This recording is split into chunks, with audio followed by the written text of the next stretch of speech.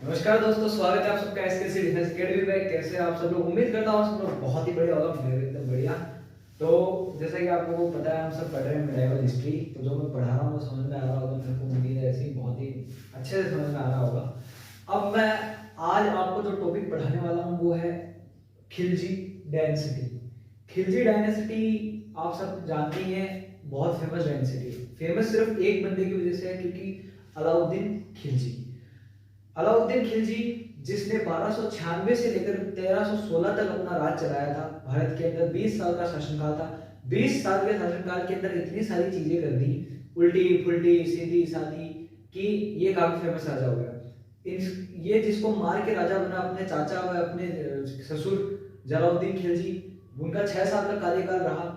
1290 से लेकर 1296 तक। अगर मैं जब बात करते टाइम में किसी सन के अंदर 1900 निकले तो ना, उसके लिए मैं पहले सॉरी बोलता हूँ, क्योंकि 1900 की आदत ज़्यादा लगी हुई तो वही लिख देता है। 1200 वैसे 1290 से लेकर 1296 तक चलता है। उसके बाद में 1316 में जब मुबारक शाह खिलजी आते हैं, इनके बेटे जलालुद्दीन खिलजी के, वो 4 साल तक राज करते हैं, ज़्यादा उनसे नहीं हो पाता। तो आज हम पढ़ने वाले हैं बहुत ही इंपॉर्टेंट खिलजी डायनेस्टी। ये इंपॉर्टेंट इसलिए हो जाता है क्योंकि है ना, भारत के अंदर, मध्यकालीन भारत के अंदर, भारतीय भारत में तो ठीक है, ये बंदा तब भी पढ़ाया जाता है जब ये राजस्थान हिस्ट्री के अंदर अपन पढ़ते हैं। मतलब ये हर तरीके से पढ़ाया ही जाता है तो जहां भी अपन पढ़ते हैं। तो पहले शासक का नाम क्या था इनके? जलाउद्दीन खिलजी। जलाउद्दीन खिलजी। अब जलाउद्दीन खिलजी क्या था? जलाउद्दीन खिलजी राजा बना 1290 में। इसका राज्याभिषेक कहाँ हुआ? किरोसिनी। किरोसिनी नाम की एक जगह थी जहाँ पे इसका राज्याभिषेक हुआ। ये कई बार ऑब्जेक्टिव में पूछ लेता है। अगर आपका कोई हिस्ट्री जिसके अंदर ज्यादा आती है वैसा पेपर है तो, बाकी तो ऐसे तो ज्यादा चांसेस नहीं है। और उसके बाद 1290 के अंदर किरोसिनी के अंदर ये राजा बनता है, राज्याभिषेक। ये किसको मार के राजा बनता है? कल मैंने आपको गुलाम डायनेस्टी का लास्ट राजा पढ़ाया था, मौजूद्दीन कुवादाबाद। उनको मारकर ये राजा बनता है कौन? जलालुद्दीन खिलजी।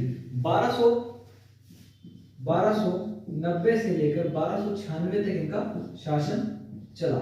और ऐसा माना जाता है कि ये मध्यकालीन भारत में दिल्ली सल्तनत के सबसे ज्यादा उम्र दराज राजा बनने वाले व्यक्ति थे। 70 साल की उम्र में राजा बने। 70 साल की उम्र में राजा बने। अब 70 साल की उम्र में कोई राजा बनता है तो ऑब्वियसली सी बात है कि वो बहुत ही उम्र दराज रहा होगा, बुढ़ापे के अंदर जाके राजा बना है। 70 साल के अंदर ये राजा बने।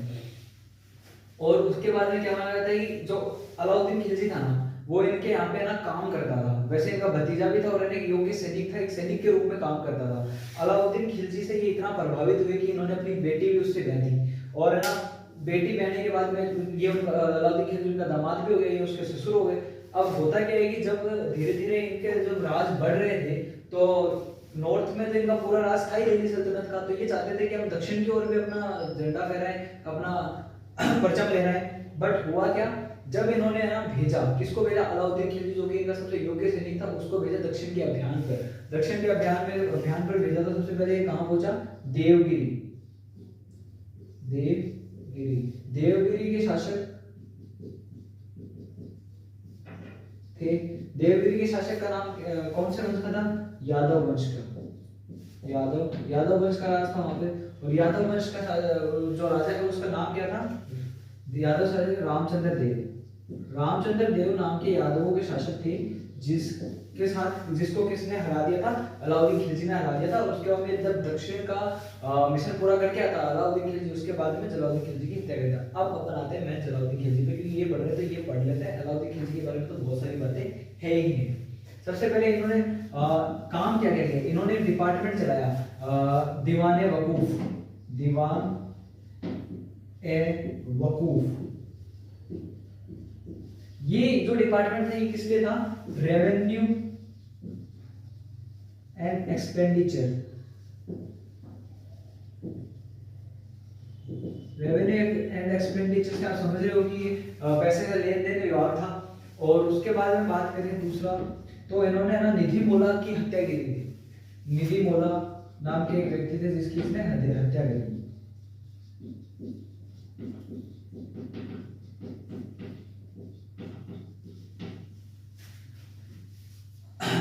और उसके बाद में माना जाता है कि इन्होंने ना किले जीतने का इनको शौक बहुत था। ये ना किले जीतते थे, राजा के किलों पे कब्जा कर लेते थे। और तीसरा इन्होंने रणथंबोर कैंपेन चलाया, रणथंबोर अभियान। रणथंबोर कहाँ पे है? राजस्थान में। राजस्थान के अंदर उस टाइम पे शासक कौन था? राजस्थान के अंदर उस टाइम पे शासक था ये अपने हमीरदेव चौहान, तो अलाउद्दीन खिलजी के टाइम पे था। ये राजपूत शासक ही थे, शायद सिसोदिया वंश के जो शासक थे वो रणथंबोर के अंदर उस टाइम पे राज करते थे। तो इन्होंने रणथंबोर का कैंपेन चलाया, रणथंबोर अभियान। उसके बाद निधि मोला नाम के व्यक्ति की हत्या करी, दीवाने वकूफ बनाया। और इनके बारे में जानने को मिलता है कि इन्होंने ना मंगोलपुरी नामक जगह बसाई थी, एस्टेब्लिश्ड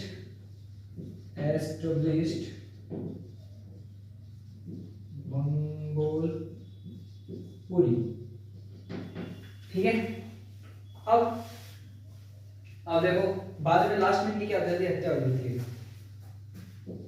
He died, मर्डर आएगा ना, मर्डर हुआ था।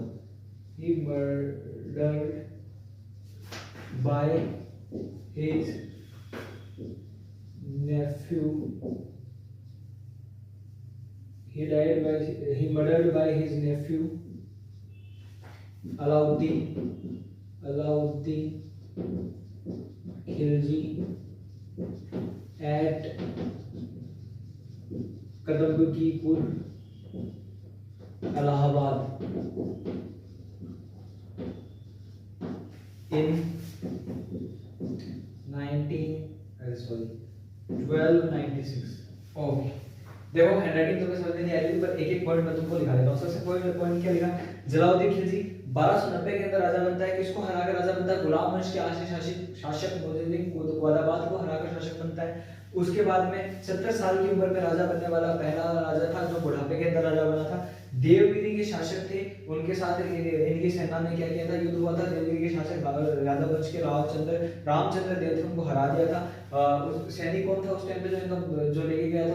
वो था अलाउद्दीन खिलजी। रणथंबोर अभियान चलाया, दीवाने वकूफ नाम का डिपार्टमेंट बनाया, रेवेन्यू और एक्सपेंडिचर का वो हिसाब रखता था। निधि मोला नामक व्यक्ति की इसने हत्या कर दी थी।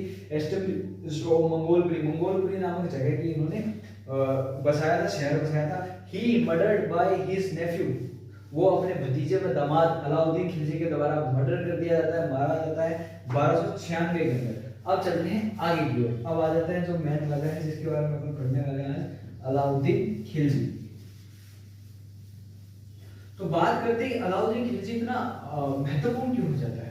देखिए अलाउद्दीन खिलजी के बारे में उसके अभियानों से ज्यादा, उसके बातों से ज्यादा हम उसको परिचित है क्योंकि पद्मिनी के कारण हम उसको सब जानते हैं। तो सबसे पहले मैं आपको पद्मिनी की कहानी सुना दूंगा। कहानी सुनाऊं क्या? सुननी है, सुना देता हूँ।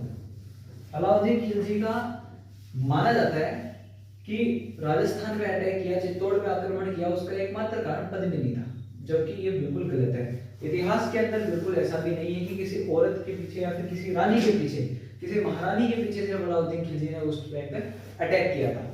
देखिए बात ऐसी है, चित्तौड़ पड़ता है यहाँ पे, ये मान लीजिए चित्तौड़ राजस्थान के अंदर।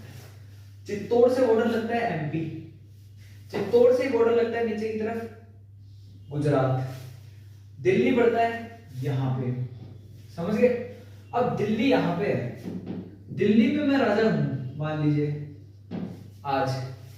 अब यहाँ पे मैं कोई दूसरा राजा राज कर रहा है, मतलब कि मेरा भाई मान लीजिए या फिर कोई भी मेरे भाई बंदे वो यहाँ पे राज कर रहा है ना। तो अब होगा क्या, ये उस टाइम पे आपको पता है सबके इंडिपेंडेंट अलग अलग राज्य थे, अब अलग अलग राज्य थे तो ये इसका अलग राज्य है। आज हम किसी दूसरी कंट्री में जाते हैं तो हमें वीजा लेना पड़ता है, टैक्स देना पड़ता है, we have to do lot of the things. तो उसी तरह क्या था कि उस टाइम पे ना ये अलग अलग राज्य थे। अब जब दिल्ली वाला शासक इस साइड से जाएगा तो ऑब्वियसली सी बात है उसको टैक्स देना पड़ेगा। अलाउद्दीन खिलजी क्या करता था 1296 के बाद में जब भी यहाँ पे जाता था मालवा व गुजरात पे अटैक करने, तो इसको बार बार क्या करना पड़ता था, चित्तौड़ को टैक्स देना पड़ता था। चित्तौड़ को टैक्स देना पड़ता था, मेवाड़ को टैक्स देना पड़ता था। अब मेवाड़ के अंदर उस टाइम पे शासन था समर सिंह का, रावल समर सिंह का। Rawal Samar Singh was the father of Rawal Ratan Singh. Rawal Ratan Singh के पापा थे रावल समर सिंह। रावल रतन सिंह राजा बना था 1301 के अंदर से, या फिर 1299 से लेके 1303 तक उनका राज चलता है। हाँ, तो उससे पहले समर सिंह का राज था। समर सिंह के टाइम पीरियड में भी अलाउद्दीन ने टैक्स दिया था। अब अलाउद्दीन का एक जो मुख्य कारण होता है राजस्थान के ऊपर अटैक करने का, वो पहला ये था कि बताओ, मान लो कि मेरा कोई कारोबार है, वो यहाँ दिल्ली में चलता है, और मेरे को ना वो ना गुजरात में भी वो कारोबार चलाना है, मालवा में कारोबार चलाना है, तो मैं बार बार दिल्ली से माल भेजूंगा तो मेरे को ना बहुत ज्यादा समय लगेगा। और बहुत उस टाइम पे तो ट्रांसपोर्ट मीडियम होते ही नहीं था, घोड़ों से आते थे, रथ वगैरह आते थे, जाते थे, सामान साथ में लेके जाते, तो बहुत सारी भीड़ हमारी होती थी। आज मान लो कि मेरे को है ना वो गुजरात में भी चलाना है, मालवा में चलाना है, तो मैं क्यों ना एक ऐसा सेंटर पॉइंट देखूंगा जहां से ना मैं इन सब जहां पे मैं अपना कोई व्यक्ति बैठा दूं, वहां से वो सारी चीजें रूल कर ले दोनों पे।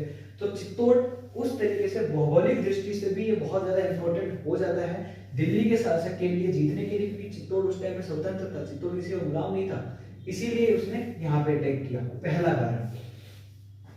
दूसरा कारण, जब ये दिल्ली से अलाउद्दीन खिलजी जाता था मालवा और चित्तौड़ ये गुजरात के अंदर, तो होता क्या था कि जब भी मालवा और गुजरात के अंदर आते थे, पहले तो गुजरात और मालवा के शासक डर के कारण तो बोल देते कि हाँ ठीक है हम कर देंगे, ये कर देंगे, हम आपकी बात मान लेंगे, हम आपको टैक्स दे देंगे, ये। पर जैसे ही ये वापस दिल्ली पहुंचता तो मना कर देते, बोले आज देना कल दे। अब बेचारा इतना आ गया कि कब तक ऐसे माना जानी करूंगा, इससे अच्छा इसने सोचा कि मैं चित्तौड़ जीत लेता हूँ, चित्तौड़ का राज हो जाएगा, तो इधर भी कंट्रोल हो जाएगा, तो इधर भी कंट्रोल हो जाएगा, है ना। ये दूसरा कारण। उसके बाद में तीसरा कारण ये था कि जो समर सिंह था ना, उसने अलाउद्दीन खिलजी से टैक्स लिया था। तो जब अलाउद्दीन खिलजी से टैक्स लिया जा रहा था, तो अलाउद्दीन खिलजी ने बोला था कि हम भी राजा हैं, आप भी राजा हैं, कल को आप हमारी तरफ आएंगे, हम आपसे टैक्स नहीं लेंगे, आप भी हमसे मतलब। बोले नहीं फालतू बकवास नहीं। समर सिंह ने बोला टैक्स तो देना पड़ेगा। अब टैक्स देना पड़ेगा, एक राजा किसी दूसरे राजा को टैक्स दे तो भाई वो चिढ़ गया। अब मान लो कि मैं आज ना इंस्पेक्टर हूँ, पुलिस वाला, किसी दूसरी पुलिस वाला को मैं अगर मेरे को गाड़ी रोक लेता है तो वो मेरा चालान थोड़ी काटेगा, नहीं काटेगा, एक स्वाभाविक सी बात है। पर इसने टैक्स लिया था, तो ये बहुत ही ईमानदार आदमी था, इसलिए इसने टैक्स लिया था, जैसे कुछ ईमानदार पुलिस वाले भी होते हैं। तो हाँ, ये 3-4 अलग अलग कारण थे। पद्मिनी जी का तो कोई रोल ही नहीं था उस टाइम पर। पद्मिनी का रोल आता है बाद में, एक व्यक्ति के कारण, राघव चेतन, जो कि एक ब्राह्मण था, उसके कारण। और आप कुछ लोग सोच रहे होंगे कि जब मालवा और गुजरात के शासक इसे मना थोड़ी कर सकते हैं, भाई कर देते थे। आपने नाम सुना होगा वीरमदेव चौहान, सोनकरा चौहान, जालोर के शासक, जो कि जिनको है ना पसंद कर लिया था किसी ने, अलाउद्दीन खिलजी की बेटी ने। तो जब वो है ना आए इनके दरबार में, तो उन्होंने अलाउद्दीन खिलजी के सामने तो हाँ बोल दिया कि हाँ मैं आपकी बेटी से शादी करूंगा। जैसे ही वापस जालोर मुझे मना कर दिया, तो आज को नकार करूं। तो उनके सामने कई बार राजाओं, शासकों के सामने, बादशाहों के सामने कई बार झुक जाते थे, पर बाद में आके अपनी बात जैसे कि तैसे कर देते थे। इसलिए ना ये चाहते थे कि हमारा कंट्रोल सारी जगह हो। हाँ, पद्मिनी की बात करते हैं। देखिए रावल रतन सिंह थे। रावल रतन सिंह को भी पहली बार पद्मिनी जी के बारे में कुछ पता नहीं था। एक तोता था, हीरामणि तोता था, उसने आया उसके पास, रतन सिंह के पास, और उसने ऐसे बताया कि ऐसे ऐसे एक राजकुमारी है सिंहल प्रदेश में। अब सिंहल देश क्या है? श्रीलंका, सबसे नीचे सिंहल प्रदेश में श्रीलंका जो आज के टाइम पे, वहां पे एक राजकुमारी है, बहुत ही सुंदर है, ये वो, मतलब कि वो तो आपके लिए बनी है, ऐसा ऐसा करके उस तोते ने बताया। अब जिज्ञासा व्यक्ति को कहां तक नहीं ले जा सकती, ले गई। रावल रतन सिंह भी गया। रावल रतन सिंह पहुंचे सिंहल प्रदेश के उस टाइम पे राजा थे गंधर्व सेन, जो कि शासन में थे, और गंधर्व सेन की पुत्री थी पद्मिनी। अब पद्मिनी का क्या, पद्मिनी के लिए योग्य वर ढूंढ रहे थे गंधर्व सेन भी, उसकी भी काफी टाइम से शादी नहीं हो रही थी। अब जब रावल रतन सिंह वहां पे पहुंचे, तो रावल रतन सिंह एक योग्य वर के रूप में लगे उनको, और वहां पे जो भी स्वयंवर वगैरह होता है, उसके बाद में पद्मिनी की शादी हो गई रावल रतन सिंह के साथ में। रावल रतन सिंह तो ये माना था कि काफी टाइम तक वहां सिंहल प्रदेश में रहे थे। फिर दूसरी रानी थी, उन्होंने सेना को भेजा कि क्या कर रहा है वहां पे, आ वापस यहाँ पे देख, बिना राजा के कैसे क्या क्या हो गया, तो आता ही नहीं है यार। उसके बाद में यहाँ आने के बाद में क्या होता है कि जब पद्मिनी यहाँ पे आ गई मेवाड़ के अंदर, तो पद्मिनी ने बोला कि मैं ब्राह्मणों को खाना खिलाना चाहती हूँ, मैं धर्मपूर्ण का कार्य करना चाहती हूँ। तो रावल रतन सिंह ने बोला क्यों नहीं, ये तो बहुत अच्छी बात है, कर लो। तो बाकी सब ब्राह्मण तो थे ही थे, पर उनमें एक ब्राह्मण मेरे साथ नहीं बोल, क्या बोलूं, तो एक थोड़ा अलग ब्राह्मण था। बोला कि पितृमिनी जी खाना तो बहुत स्वादिष्ट बनाया, पर एक बार आपकी शक्ल दिख जाती तो और भी मजा आता था क्योंकि वो बहुत ज्यादा सुंदर थी, ऐसे उसने चर्चे सुनने की, वो तो ना राहुल रंजन सिंह ने ना उसको देश से निकाल दिया। अब Raghav Chetan was a very important priest of that time, मतलब कि वो बहुत ही इंपॉर्टेंट पंडित था उस टाइम का, इसलिए ना उसके भी ऐसे ठेस पहुंची गया, मैं इतना बड़ा पंडित था, महान पंडित, मेरे को ऐसे कैसे राजा निकाल सकता है एक स्त्री के लिए। अब पर उस टाइम पे स्त्री की रक्षा करना भी एक राजपूत का धर्म है, राजपूत के हर इंसान, हर व्यक्ति का धर्म है अपनी पत्नी या फिर अपने किसी भी औरत की इज्जत करना। तो उसके बाद में राघव चेतन जाता है दिल्ली के सुल्तान अलाउद्दीन खिलजी के पास, और अलाउद्दीन खिलजी के पास जाकर बोलता है कि चित्तौड़ के अंदर ऐसी ऐसी रानी है, ये है वो है फलान जिनका, वो तो आपके लिए बनी है, वो तो क्या है कि हिंदुस्तान के बादशाह का ताज है, वो कोई और कैसे रख सकता, आप एक काम करो चित्तौड़गढ़। तो ये सारे कारण थे मैन, टैक्स वाला, ये कंट्रोलिंग वाला, ये पितृमिनी आती है बाद में, that was not a major reason, पर इतिहास के अंदर सबसे ज्यादा उसी को दिखाया जाता है क्योंकि उसके बाद में जौहर हुआ था और वो काफी इंपॉर्टेंट आया, इसलिए मैं ये भी नहीं कहूंगा कि वो इंपॉर्टेंट नहीं है, वो पॉइंट ही गलत है। तो ये बात हुई। उसके बाद में क्या होता है कि अलाउद्दीन खिलजी अटैक करता है, अलाउद्दीन खिलजी अटैक करता है तो आपको पता है सारी स्टोरी, आपने सबने पद्मावत देखी है, पद्मावत जिन्होंने नहीं देखी उसके अलावा पढ़ाई रखा हुआ है, पढ़ी रखा हुआ है इतना कैसे क्या क्या होता है। पद्मिनी ने जौहर कर लिया था 16 साल का, और साका हुआ था, मतलब व्यक्ति जब केसरिया पहनते हैं ना राजा लोग, जो पुरुष लोग होते हैं केसरिया पहन के ना युद्ध मैदान में जाते हैं कि आर या पार की लड़ाई होती है, या तो मरेंगे या जीतेंगे। साका तभी क्या होता था, पता होता है कि अपन हारने वाले हैं, और इस साइड में जौहर कर लेती थी। जौहर होता है अग्नि जौहर, जल जौहर, अलग अलग प्रकार के जौहर होते हैं। जैसे रणथंभौर के अंदर एक रानी थी जिन्होंने जल जौहर किया था, पद्मिनी ने अग्नि जौहर किया था। वैसे मैं आपको बता दूं कि 36 प्रकार के मरने की और अग्नि मृत्यु सबसे कठिन मृत्यु मानी जाती है किसी भी व्यक्ति की सेल्फ सुसाइड के अंदर। हाँ, तो मैं कहा था, अब आते हैं अपन अलाउद्दीन खिलजी के ऊपर। अलाउद्दीन खिलजी इसकी वजह से फेमस था ही था, उसके अलावा उसने ना, मतलब ये तो बात हुई कि अपने राजपूत शासक वगैरह हिंदू राजस्थान के अंदर इतना फेमस क्यों था। अब बात करते हैं कि ये मुस्लिमों में ऐसे इसने क्या अलग है कि उनमें भी फेमस था। आपको पता है कि जितने भी मुस्लिम शासक बने, बादशाह बनते थे, सुल्तान बनते थे, उनमें एक पद होता, एक व्यक्ति होता है ऊपर, इनके सबसे ऊपर होता है खलीफा। खलीफा की अनुमति से जब ये बनते हैं सुल्तान, उसके बाद में खलीफा से अनुमति लेते हैं या फिर खलीफा से जो भी बातचीत होती है वो करते हैं।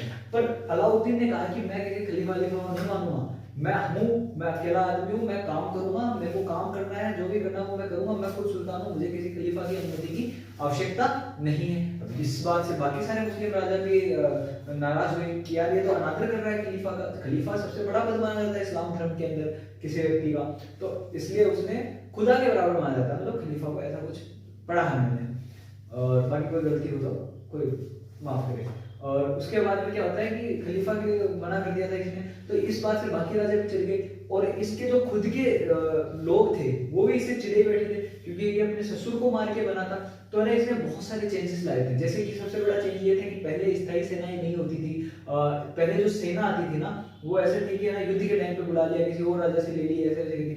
इसने सबसे पहले स्टार्ट किया था पेंशन सिस्टम, और पेंशन सिस्टम नहीं सॉरी वेतन सिस्टम, कैश के अंदर वेतन देता था सोल्जर्स को, एक स्थायी सेना बनाई थी, अलग अलग पोस्ट दी थी। तो ये सारी चीजें सबसे पहले किसने की थी, अलाउद्दीन खिलजी। ऐसे ही बहुत सारे चेंजेस किए, ऐसी बहुत सारी बातें अलाउद्दीन खिलजी की हैं जो हम पढ़ेंगे, जो हम यहाँ पे लिख के पढ़ेंगे। तो इसी के साथ चलिए शुरू करते हैं अलाउद्दीन खिलजी। और उम्मीद कर रहा हूँ कि आपको जो भी मैंने स्टोरी बताई वो समझ आ रही होगी, आपको क्लियर हो रही होगी पिक्चर। ये स्टोरी मैंने इसलिए बताई just for the general knowledge, इसमें से काफी सारे पॉइंट ऐसे हैं कि आप स्टोरी के थ्रू याद रख सकते हैं, जैसे कि रानी पद्मिनी के पिता का नाम क्या था, उनके तोते का नाम क्या था क्या नहीं था, रणथंभौर में जलजौहर हुआ, अगर यहाँ पे अग्निजौहर हुआ, शाका हुआ, तो ये 1303 के अंदर शाका हुआ। तो ये सारी चीजें आप स्टोरी के माध्यम से याद रख सकें, इसीलिए मैंने आपको ये स्टोरी बताई है।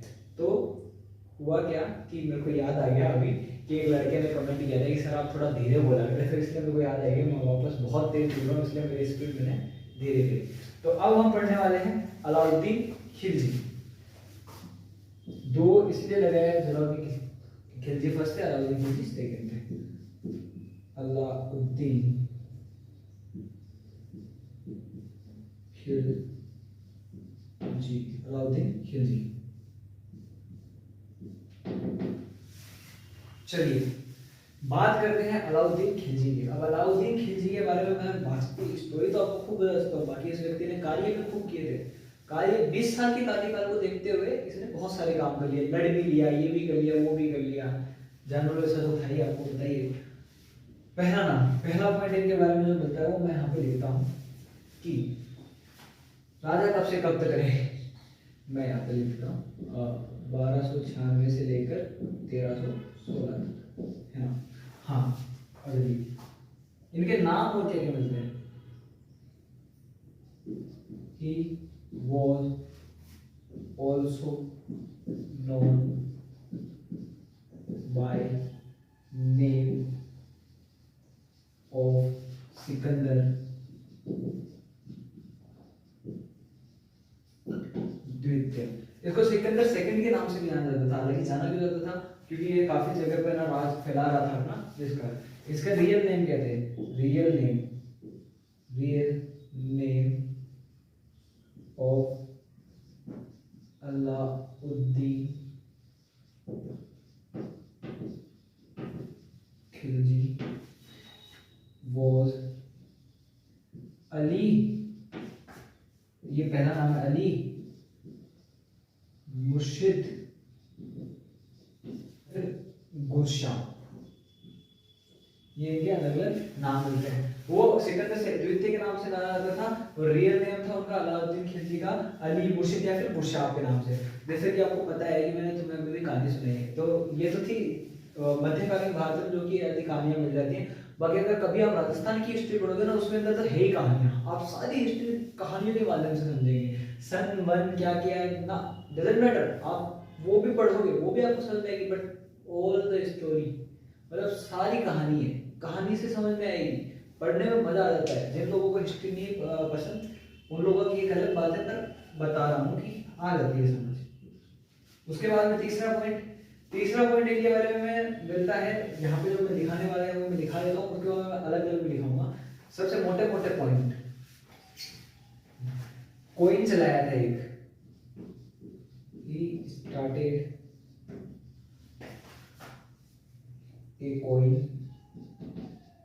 named सिकंदर एहसानी। सिकंदर एहसानी नाम से इसने कोइन चलाया था। उसके बाद में बात करें he formation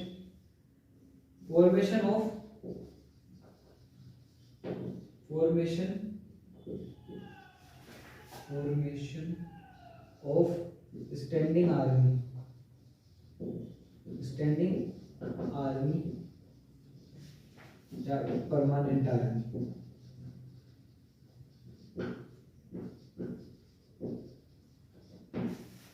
third point, he gave cash salary to soldiers। वेट आया,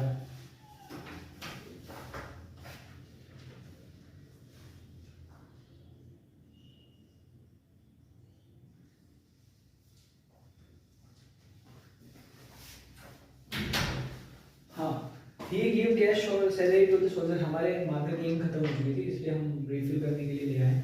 तो हाँ, क्या बोल रहा था मैं कि उन्होंने क्या किया था, सैलरी देते थे सोल्जर को कैश में, और उन्होंने सबसे पहले हुलिया पढ़ना भी चालू किया था।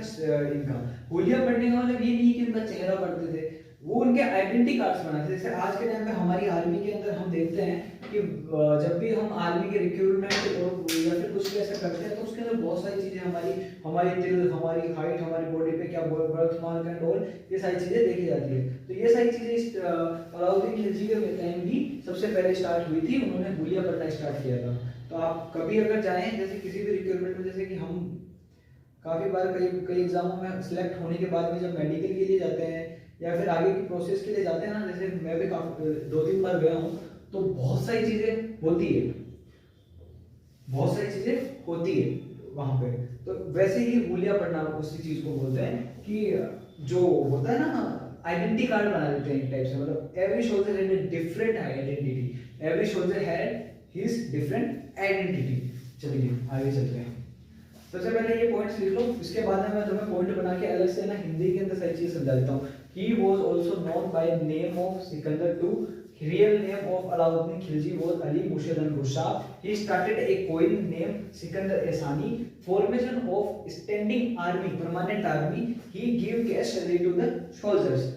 अभी मोटे मोटे पॉइंट तो यहीं पर मिलते हैं. एक और पॉइंट लिख लो कि wait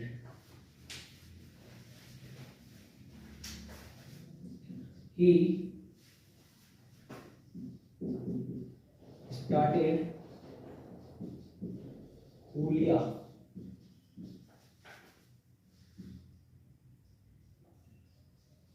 Padhana. He started making identity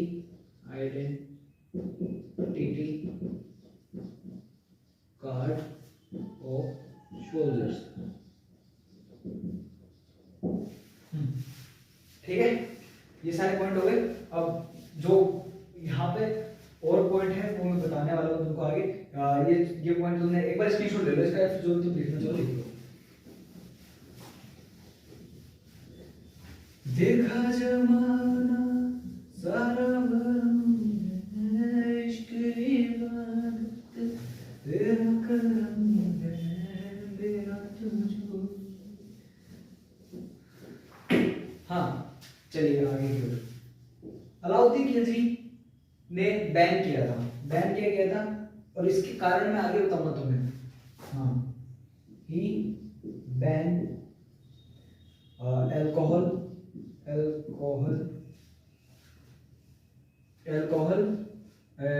gambling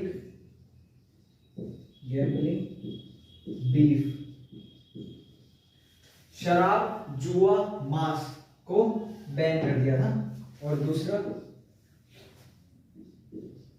he started an intelligence और सीक्रेट डिपार्टमेंट.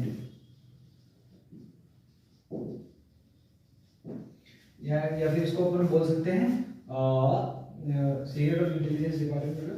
जो लोग होते हैं ना गुप्तचर विभाग.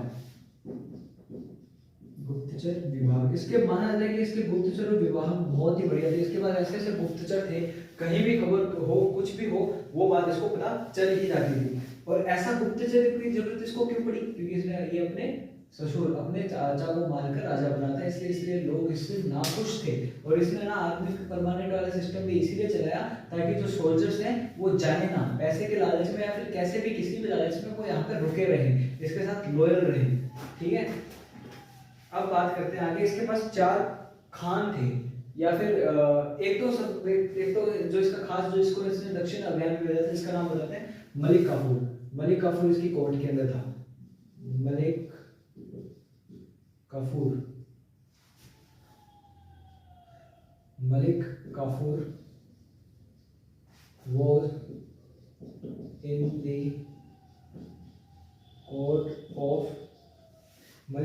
was in the court of Alauddin. Malik Kafur को किस नाम से जाना जाता है? मलिक कफूर को जाना जाता है 1000 दिनारी के नाम से. यहाँ पे लिख लेता हूँ मैं. He was also known by name of 1000 दिनारी. क्यों? क्योंकि ऐसा माना जाता है कि 1000 दिनार देकर खरीदा गया था एक सैनिक था, या फिर खरीदा गया एक सेवक था जो कि काफी तेज था बुद्धि से, और ना ये अलाउद्दीन खिलजी की काफी मदद करता था काफी चीजों में. इस कारण इसको ना सैनिक बनाया गया और इसको ना दक्षिण के अभियान के ऊपर भेजा गया था. और इसके 4 अच्छे सेनापति थे जिनका नाम मिलता है 4 खान्स. 4 खान अलाउद्दीन खिलजी के 4 खान, या फिर 4 खान्स ऑफ अलाउद्दीन. 4 खान्स ऑफ अलाउद्दीन. तो पहला नाम क्या मिलता है? Ulugh Khan.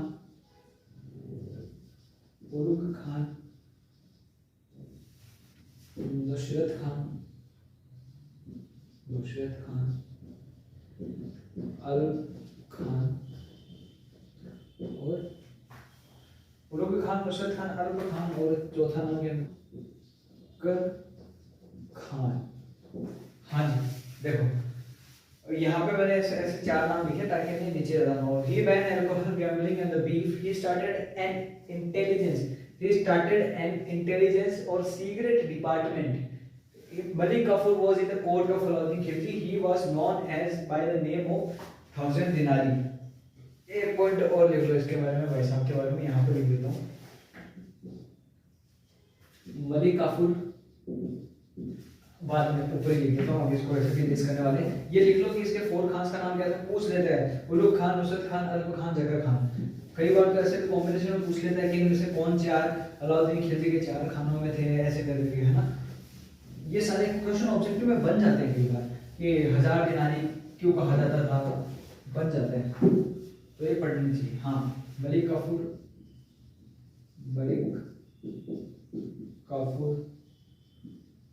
Saint for south mission. Malik Kafur को कहाँ भेजा गया था, दक्षिण अभियान पे भेजा गया था। और उसके बाद में और जब अलाउद्दीन खिलजी की मृत्यु हो जाती है उसके बाद में भी है ना, किसने स्टार्ट किया राजपाट संभाला, किसने था उस टाइम पे इनिशियली मलिक काफूर ने संभाला था। उसके बाद में तो जो इसका बेटा था मुबारक शाह खिलजी, वो अपने आप एग्जिस्टेंस में आ गया था, अपने आप राज करने आ गया था कि मैं राजा हूँ। हाँ, Malik Kafur sent for south mission. और क्या बताने वाला था मैं, हाँ, इसके कंस्ट्रक्शंस, इन्होंने क्या क्या फेमस चीजें बनाई।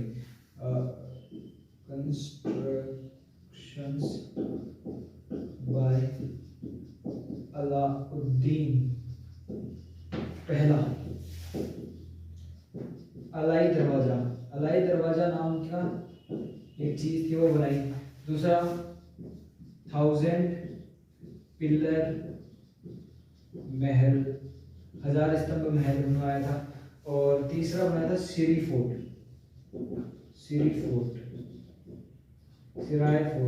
किला बनवाया था, है ना। ये 3 इनके कंस्ट्रक्शन है, मेजर कंस्ट्रक्शन। और अब अपन बात करते हैं कि जो मैंने मार्केट वगैरह में इन्होंने सुधार किए, जो सेना व्यवस्था इन्होंने लागू की, इन्होंने मार्क्स क्यों बैन किया, इन्होंने अल्कोहल क्यों बैन किया, उस सब के कारण भी यहाँ पर डिस्कस करते हैं। इन्होंने कौन कौन से कर, इन्होंने कौन कौन से टैक्सेस जनता के ऊपर लगाए थे।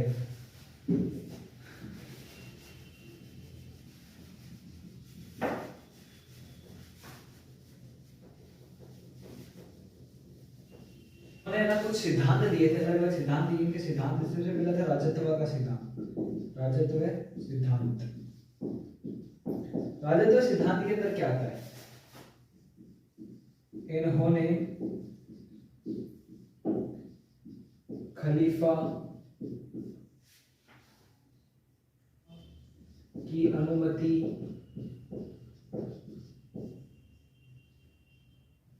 और सुल्तान पद धारण नहीं किया। मतलब मैं राजा हूँ, राजा ठीक है। इन्होंने ये इस्लाम के नियमों के खिलाफ किया कि खलीफा से परमिशन नहीं। इन्होंने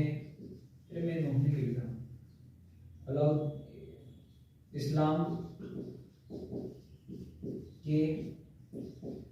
नियमों का पालन नहीं किया।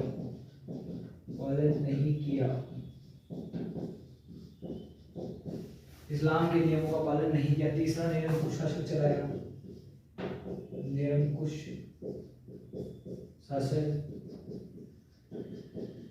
चलाया। हाँ, इन्होंने खलीफा की अनुमति और सुल्तान पद धारण नहीं किया, इस्लाम के नियमों का पालन नहीं किया, निरंकुश शासन चलाया। ये बोलता था कि ना मेरा काम है जनता के लिए काम करना, राज्य के लिए काम करना, सेना को मजबूत करना, वो मैं कर रहा हूँ। मेरे को किसी की अनुमति की जरूरत नहीं है, मेरे को किसी इसके अंदर धर्म को लाने की जरूरत नहीं है। ये राज है, ये राजपाट के हिसाब से ही चलता है। उसके बाद में इनका दूसरा सिद्धांत है, इसका चौथा है कि विद्रोह दबाने के प्रयास करता था। ये विद्रोह दबाने ये प्रयास। अब विद्रोह एक बात, और ये अपने चाचा को या फिर ससुर को मार के बनाया, तो ये भी हो सकता है ना वो चाचा के बेटे या फिर और भी जो लोग हैं वो विद्रोह करे, इसलिए हमेशा ये विद्रोह दबाने की कोशिश करता था। क्योंकि इससे सब लोग नाखुश थे, उस टाइम पे। तो इसने क्या किया, सबसे पहला पॉइंट दारू के ऊपर बैन किया। दारू, चार काम किए थे इन्होंने, 4 काम विद्रोह दबाने के लिए। दारू व मांस व जुए पर प्रतिबंध,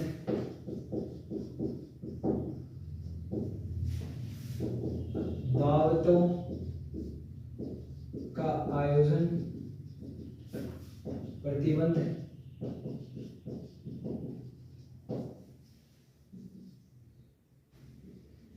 अमीरों व सरदारों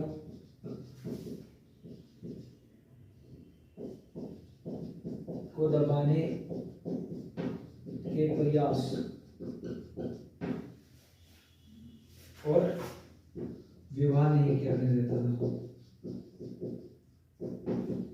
अभी एक्सप्लेन करना, हमने विवाह नहीं लिखा है। और तीसरा, अच्छा गुप्तचर विभाग तैयार किया। हाँ, पहला पॉइंट, दारू व मांस व जुए पर प्रतिबंध। अब लोग दारू पे प्रतिबंध कर दिया, मांस पे प्रतिबंध कर दिया, जुए पे प्रतिबंध कर दिया, तो लोग मिलते कब है? ये पार्टी शार्टी करते हैं तो साथ में करते हैं, गैम्बलिंग करते हैं तो साथ में करते हैं, तो 4 लोग इकट्ठे नहीं होंगे तो प्लानिंग कैसे करेंगे लौती खिलजी को मारने की? दावतों का आयोजन प्रतिबंध, दावतें का आयोजन ही बंद कर दिया था कि जब लोग मिलेंगे नहीं तो कैसे प्लानिंग करेंगे? जो अमीर लोग थे, जो सरदार थे बड़े बड़े, उनका आपसी विवाह संबंध, विवाह नहीं लिखा ना, विवाह संबंध करना बंद कर दिया कि एक मैं जैसे अमीर हूँ, हालांकि नहीं हूँ, जैसे कि मैं एक अमीर आदमी हूँ, सामने कोई और अमीर आदमी है, तो हम दोनों के घर एक दूसरे का रिश्ता कर दिया, ऐसी चीजें करना बंद कर दिया था इसने। क्योंकि उस टाइम पे इसका ये मानना था कि अगर ये लोग आपस में मिलेंगे तो आपस में संगठित होंगे तो इसके लिए भारी काम हो सकता है। अच्छा गुप्तचर विभाग भी बना दिया था। अच्छा गुप्तचर विभाग क्यों बनाया? क्योंकि ये ऐसा चाहता था कि अगर कोई प्लानिंग करे तो सबसे पहले मुझे ही पता चलेगा।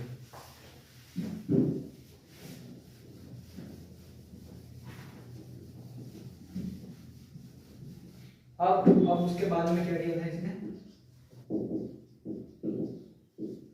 राजस्व विभाग या फिर कर, राजस्व विभाग या फिर कर। होता क्या था कि पहले जो राजा थे ना, जितने भी, वो 1/3 कर लिया करते थे। 1/3 कर मतलब जैसे कि आज मेरी इनकम 30 रुपए, तो उसका एक हिस्सा मैं राजा को दूंगा 10 रुपए। पर अलाउद्दीन खिलजी ने क्या चलाया? 1/2 कर। इसका क्या है कि आज मेरी इनकम 30 रुपए है तो मैं इसको 15 रुपए दूंगा। तो एक तो टैक्स बढ़ाया, दूसरे 2 नए कर लागू किए, 2 नए कर लागू किए। पहला कर का नाम क्या था? चराई। दूसरे का नाम था घड़ी। चराई का मतलब जो पशु चारावाह क्षेत्र थे उन पे कर लगा दिया था। पशु चारावाह क्षेत्र पर कर। कि अगर कोई व्यक्ति है जो बहुत सारे जानवर पालता है तो वो इनकम करता है, दूध बेचता है, तो चराई कर लगा दिया उसके ऊपर कि वो अगर पशु चराएगा तो उसको कर देना पड़ेगा। घड़ी मतलब जो लोग पक्के घरों में रहते हैं या फिर कोई नया घर बनाता है तो घर के ऊपर टैक्स, घर पर कर। ठीक है। उसके बाद में ना इसने क्या कर दिया था, इसने जो कर था वो कर बढ़ा दिया था। लेता क्यों था? कर ये इसलिए लेता था क्योंकि मंगोल जो राजा थे उनके साथ, जैसे चंगेज खान एक मंगोल राजा था, उनके साथ में युद्ध करने होते थे, इसलिए इसको ना अच्छी सेना चाहिए थी। अच्छी सेना के लिए अच्छा कर चाहिए ताकि इनको वेतन दे सके, है ना। उसके बाद में इसने एक विभाग बनाया था। विभाग का नाम था दीवाने मुश्क राज। दीवाने मुखस राज नामक विभाग बनाया। दीवाने मुखस राज नामक विभाग बनाया किसके लिए? टैक्स कलेक्ट करने के लिए, जिसमें टैक्स कलेक्टर होता था सबसे बड़ा, मतलब कर लेने वाला टैक्स कलेक्टर। और उसका पद का क्या नाम था? टैक्स कलेक्टर के पद का नाम था मुखस राज। मुखस राज, ठीक है। ये मिलके इसके बारे में, टैक्स के बारे में मेरी बातें हैं। हाँ, बातें। अब बात करें कि इसने और क्या किया था। इसने टैक्स के मामले में क्या किया था कि भूमि के ऊपर जो कर लेता था ना, भूमि मापन कर। मान लो कि आज मेरे पास 100 गज का प्लॉट है ना, तो 100 गज के प्लॉट के ऊपर ये कितना कर लेगा, 10 रुपए कर ले रहा है। 200 गज के प्लॉट के ऊपर ये 20 रुपए कर ले रहा है। तो इसमें भूमि के मेजरमेंट कि मान लो कि आज मेरे पास खेत तो ऐसे 1 बीघा ही है और मेरे से टैक्स ले ले कोई भाई, सबके लिए जो लागू कर दिया छोटे बड़े को देखते हुए, मान लिया कि ना हाँ भाई सबसे कितना परसेंट कर लिया जाएगा, 25% कर लिया जाएगा। पर अलाउद्दीन खिलजी ने सबके लिए बराबर नहीं रखा। अलाउद्दीन खिलजी ने ये रखा कि अगर किसी के पास जमीन कम है, पैदावार कम है, तो उसके पास टैक्स भी कम लिया जाएगा। अगर किसी के पास जमीन ज्यादा है तो उसके पास पैदावार ज्यादा है तो उससे टैक्स भी ज्यादा लिया। मतलब जिसको जो अमीर है उससे ज्यादा, जो गरीब है उससे कम टैक्स। जिसके पास जमीन ज्यादा है उसकी जमीन नापो और उसके बाद में उससे टैक्स लो। ऐसा सिस्टम किसने चालू किया था, अलाउद्दीन खिलजी ने चालू किया था। तो ये सारी चीजें मिलती है अलाउद्दीन खिलजी जी के बारे में, खिलजी जी अलाउद्दीन के बारे में। हालांकि हम किसी का निरादर नहीं कर रहे, पर खिलजी जी बोल रहे हैं हम तो, ये तो कुछ ज्यादा ही रिस्पेक्ट हो गई। इतनी तो हम किसी को देते नहीं। हाँ, तो ये हो गई अलाउद्दीन खिलजी की बातें। और मलिक काफूर था, इसकी मृत्यु हो जाती है। मृत्यु होने के बाद में मलिक काफूर था, मलिक काफूर आया जो काफी दिनों तक ना डोमिनेट किया किंगडम को। उसके बाद में इनका बेटा जो मुबारक शाह खिलजी, मतलब थर्ड शासक का तो बस तो नाम है मुबारक शाह खिलजी, इतना ही है। बाकी उसके बारे में कोई खास बातें मिलती नहीं है। उसके बाद में तुगलक वंश आ जाता है, तुगलक डायनेसिटी। तुगलक डायनेसिटी सबसे ज्यादा साल राज करने वाली डायनेसिटी मानी जाती है दिल्ली सल्तनत के ऊपर, इन्होंने स्टार्ट की थी। अब मैं आपको एक बार रिवाइज कर देता हूँ। सबसे पहले आपने पढ़ा जलालुद्दीन खिलजी। जलालुद्दीन खिलजी 1290 के अंदर राजा बनता है। राजा बनता है किसको हराकर, दास वंश स्लेव डायनेसिटी के जो राजा थे मोहसिन गोदावाल, उनको हराकर बनता है। उसके बाद में क्या करता है ये, 1296 के अंदर एक तो मर्डर हो जाता है। इसका मर्डर कौन करता है, अलाउद्दीन खिलजी इसका मर्डर कर देता है, जो कि इसका भतीजा अलाउद्दीन खिलजी 1296 से लेकर 1316 तक अपना राज चला था। उसके बाद में इसका बेटा था मुबारक शाह खिलजी, और उनके अलग कार्यकाल थे और इनके अलग कार्यकाल थे। अलाउद्दीन खिलजी का कार्यकाल सबसे लंबा था। खिलजी वंश के 3 राजा जिन्होंने हिंदुस्तान के अंदर शासन किया था, और यही बात थी खिलजी वंश के बारे में मोटी मोटी। बाकी सब मैं आपको यहाँ पे बता चुका हूँ। अगर वीडियो अच्छी लगी है, अगर लेक्चर अच्छा लगा है, अगर बताई गई बातें अच्छी लगी है, तो वीडियो को लाइक कर देना, कमेंट कर देना, सब्सक्राइब कर देना चैनल को। इसी के साथ जय हिंद, जय भारत।